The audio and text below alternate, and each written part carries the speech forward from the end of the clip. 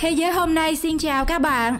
Chắc hẳn với những ai yêu mến vũ trụ siêu anh hùng sẽ không thể nào không nhớ tới Wonder Woman được nữ diễn viên Gal Gadot, người mang dòng máu Israel thể hiện.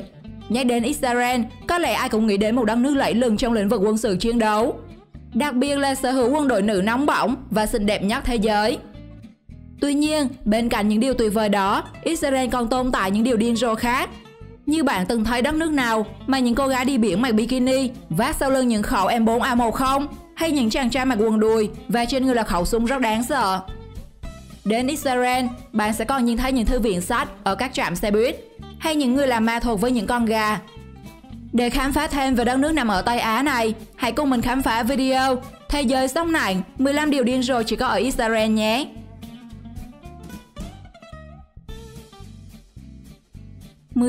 Thư viện sách trạm dừng xe buýt. Mô hình thư viện tại các trạm xe buýt hiện đang rất phổ biến ở đất nước Israel.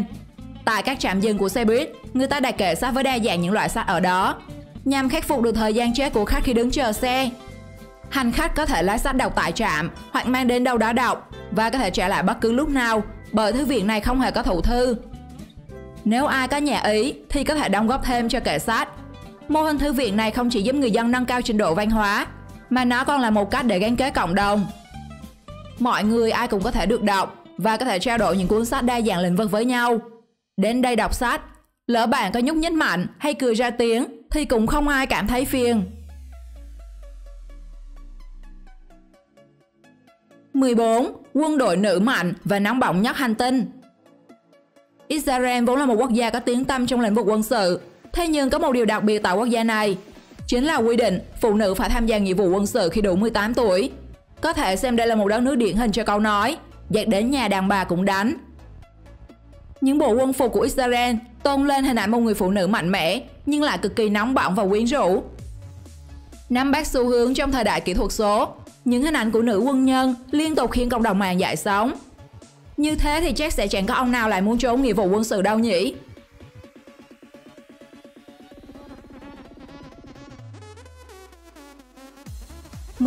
Mang súng ra đường. Khi đến Israel, bạn đừng quá bất ngờ khi bắt gặp một cô gái nào đó mặc bikini tắm biển mà lại đeo trên vai khẩu súng nhé. Đây là hình ảnh rất đổi quen thuộc tại đất nước này. Những cô gái cùng với súng tung tăng trên đường phố hay xuất hiện ở những tụ điểm, đa phần họ là quân nhân, phục vụ cho quân đội thường trực Israel. Luật quy định rằng, ngay cả khi ngoài thời gian làm nhiệm vụ, tất cả các binh sĩ đều phải luôn mang súng theo bên mình. Chính vì lý do đó mà súng dường như trở thành vật bất ly thân với nhiều người dân Israel và làm nên hình ảnh vô cùng ấn tượng của người phụ nữ Israel.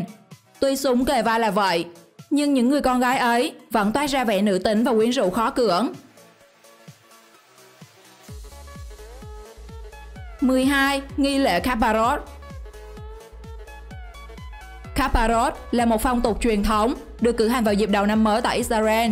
Nghi lễ được thực hiện bằng cách nắm lấy con gà còn sống, đưa lên trên đầu và quay theo vòng tròn. Theo đó, tội lỗi của con người khi này sẽ được chuyển sang cho con vật. Người ta quan niệm đây là việc nhằm tẩy sạch tội lỗi trong năm cũ để đón chào một năm mới đầy tốt đẹp. Hiện nay, phong tục này đang vấp phải sự chống đối và có nguy cơ bị xóa trừ khi có xu hướng ngược đãi động vật. Những con gà thường bị bỏ đói và nhốt lại trong điều kiện tồi tệ chật hẹp trước khi nghi lễ diễn ra. Sau khi thực hiện xong nghi lễ thì chúng sẽ bị vứt thịt. Tuy vậy, nhưng thật chẳng dễ dàng để từ bỏ một phong tục tập quán đã gắn liền như máu thịt. Hơn nữa, nó còn là đức tin để duy trì đời sống tinh thần con người. 11. Xe bớt hạnh phúc. Người Israel có tính cách rất sôi nổi, họ thích ca hát và nhảy múa cùng với nhau. Không khó để bắt gặp hình ảnh tươi vui, nhộn nhịp trong âm nhạc của người dân nơi đây. Kể cả trong quân đội, nơi tưởng chừng như khắt khe và nghiêm trang nhất, họ vẫn có những giây phút ca hát và nhảy múa bên nhau. Trên đường phố Israel, thường có những chuyến xe ngang qua có tên gọi là xe bớt hạnh phúc.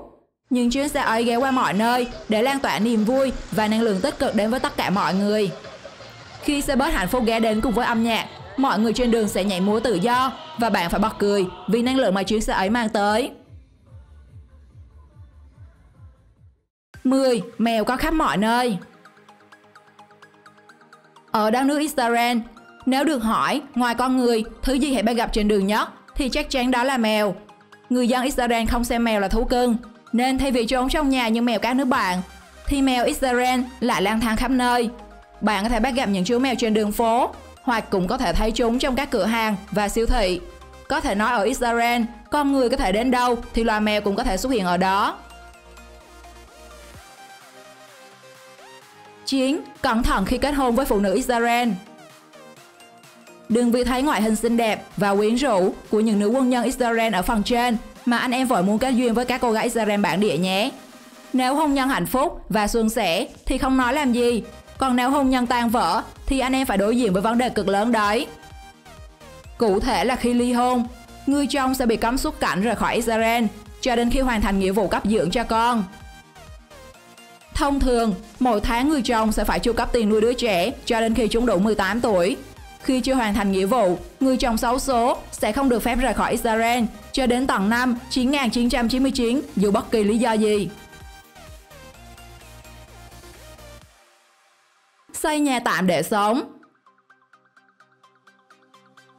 Sukkot hay được gọi là lễ đền tạm là một lễ hội vào mùa thu kéo dài một tuần, kỷ niệm hành trình 40 năm của người Do Thái trong vùng hoang dã. Đây là một trong 3 lễ hội hành hương lớn nhất. Trong Kinh Thánh ghi lại rằng khi tất cả dân Do Thái sẽ quy tụ trước mặt Chúa ở đền thờ tại Jerusalem. Từ Sukkot có nghĩa là gian hàng. Trong suốt kỳ nghỉ, người Do Thái sẽ xây dựng và ở trong những nơi trú ẩn tạm thời, giống như những người Do Thái đã làm trong khi lang thang trong sa mạc, như một cách tưởng niệm và tỏ lòng trung tín với Đức Chúa Trời. Sukkot còn là một bữa tiệc lịch sử. Đặc điểm chính của nó là yêu cầu phải ở trong những nơi trú ẩn tạm thời hoặc các gian hàng để tưởng nhớ sự phù trợ và bảo vệ của Thiên Chúa trong suốt 40 năm của họ trong vùng hoang dã. 7. Nhà hàng dưới đáy biển. Nhà hàng Red Sea Store là một địa điểm nổi tiếng thu hút khách du lịch đến với Israel, không chỉ vì là nơi phục vụ nhu cầu ăn uống. Điểm độc đáo của nơi này là do công trình được xây dựng nằm trong lòng biển Eliad với độ sâu 6 mét. Ngồi trong nhà hàng, bạn vừa có thể thưởng thức bữa ăn, lại vừa có thể chiêm ngưỡng cảnh quan tuyệt vời của đại dương. Thực khách sẽ chìm đắm trong thế giới thủy cung lung linh với đa dạng loài sinh vật biển, chỉ ngăn cách qua một tấm kính. Ngoài phần được xây dựng dưới mặt nước, phần trên mặt nước của nhà hàng mang hình dáng như một chiếc thuyền sẽ phục vụ cho nhu cầu giải trí với đầy đủ tiện nghi. Red Sea Store luôn là một cái tên thu hút, nằm trong danh sách những nhà hàng độc đáo nhất trên thế giới. 6. Biển chết. Nhảy xuống biển chết, bạn sẽ không chết mà nổi lên bền trên mặt biển. Nó thực chất là một hồ kín nằm trong thung lũng Jordan Rift. Đây là điểm cuối của dòng chảy sông Jordan nên nước trong hồ không thể chảy tiếp tục. Sở dĩ có cái tên ghê rợn này là do hàm lượng muối của nước hồ cao đến mức không một sinh vật nào có thể tồn tại được. Vì tính chất mạnh nên biển chết được khai thác muối để phục vụ điều trị cho các bệnh da liễu. Bên cạnh đó, nồng độ muối cao đã tạo ra những kiến trúc đặc sắc với những tinh thể muối long lanh tuyệt đẹp. Hiện nay, biển chết là một thiên đường du lịch cho những du khách thích khám phá và trải nghiệm cá đẹp. 5. Làm việc vào Chủ nhật. Hầu hết ở các quốc gia, trong đó có Việt Nam, người dân sẽ nghỉ ngơi vào 2 ngày cuối tuần để nạp lại năng lượng sau một tuần học tập và làm việc mệt mỏi. Ở Israel họ cũng nghỉ ngơi như thế, nhưng điều khác biệt là họ lại nghỉ vào thứ Sáu và thứ Bảy, thay vì thứ Bảy và Chủ nhật như chúng ta. 2 ngày nghỉ ngơi ấy của người Do Thái gọi là ngày Sa-bát. Đặc biệt vào ngày này theo Kinh Thánh, người ta sẽ không được phép làm bất kỳ việc gì tạo ra tia lửa điện, như là nổ máy xe, nghe điện thoại, bật công tắc điện và các công việc lao động tay chân thường ngày. Thậm chí là ngừng nấu ăn và chỉ ăn thức ăn chế biến sẵn. Người ta sẽ chỉ nghỉ ngơi, toàn tâm toàn ý đọc kinh cầu nguyện trong ngày này. Bước qua ngày Chủ nhật, họ sẽ lại bắt đầu trở lại với công việc và nhịp sống hàng ngày của mình trong một tuần mới. 4. Công nghệ trồng rau sạch. Israel được cả thế giới biết đến là một trong những quốc gia dẫn đầu về nông nghiệp. Nhưng thực tế, đất nước này lại gặp rất nhiều hạn chế trong khả năng phát triển trong mảng này. Nơi đây vốn có diện tích đất nông nghiệp hạn chế. Hơn nữa, quanh năm khí hậu phần lớn là khô hạn. Dù vậy, họ đã vượt qua khó khăn, trở thành người dẫn đầu với công nghệ trồng rau sạch. Phương pháp này áp dụng nhiều máy móc hiện đại, cho phép tối ưu hóa lượng nước sử dụng trong trồng trọt, bằng kỹ thuật tưới nhỏ giọt theo quy mô lớn. Từ đó có thể tăng cường năng suất cây trồng, thu hoạch nhiều vụ mùa trong một năm. Đây là một cách khắc phục tuyệt vời cho những hạn chế tự nhiên của vùng đất Israel.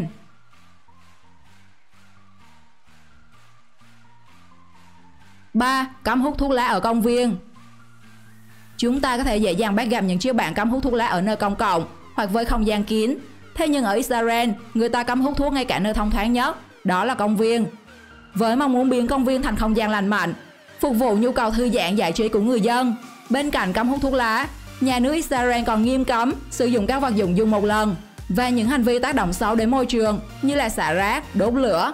Một cách bảo vệ môi trường rất thuyết phục từ Israel. 2. Vòng tròn bí ẩn. Vòng tròn Gan Garefam được miêu tả là bánh xe của những bóng ma nằm trên cao nguyên Golan của Israel.